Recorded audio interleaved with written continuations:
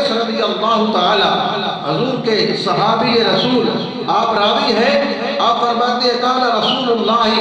صلی اللہ علیہ وسلم اذا دخل رجب، فرمایا حضرت انس فرماتے ہیں، راوی ہے روایت کرتے ہیں کہ رسول اللہ صلی اللہ علیہ وآلہ وسلم جب رجب کا ماہ مقدس ختم ہوتا، شعبان کا شروع ہوتا، ان ماہ مقدس کے بارے میں آپ فرماتے اللہم بارک لنا فی رجب و شعبان وبلغنا رمضان۔ آپ فرماتے اے اللہ ہمارے لیے ماہ رجب ماہ شعبان کو بابرکت بنا، خیر والا بنا۔ پورے مہینوں کے دعائیں فرماتے، خصوصی اہتمام فرماتے، تو شعبان بھی برکت والا بنا اور جو رجب ہے اس کو بھی برکت والا بنا۔ تو اسی حوالے سے پھر آپ فرماتے کہ ہمیں رمضان تک پہنچا، حضور فرماتے کہ مولا ہمیں رمضان تک پہنچا۔ دعا فرماتے، حدیث مبارکہ میں دعا سے یہ سکھایا جانا اور اس طرف توجہ کرنا کہ رمضان سے پہلے رمضان کے استقبال کے حوالے سے تیاری کرنا، رمضان کے حوالے سے تیاری کرنا، رمضان کا استقبال کرنا،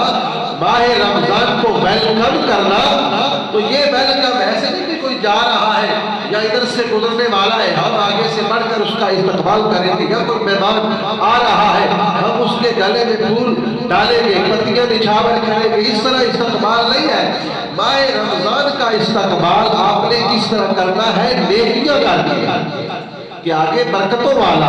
عظمتوں والا ماہ مقدس تشریف لا رہا ہے ہمارے پاس، ہم اپنے آپ کو تیار کر لیں، ہم شعبان میں بھی روزے رکھیں، ہم رجب میں بھی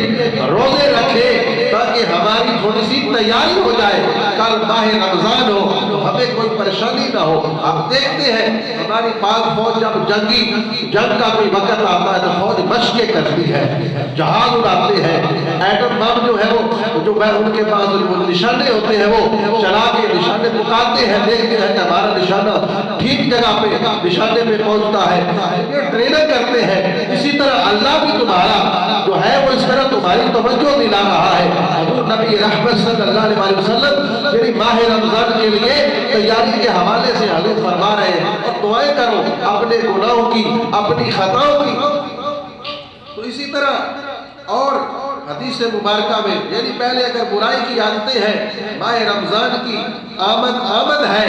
آپ کیا کریں؟ آپ برائیوں سے جو ہے وہ ہٹنا شروع کر دیں، ایسا ایسا کوشش کریں۔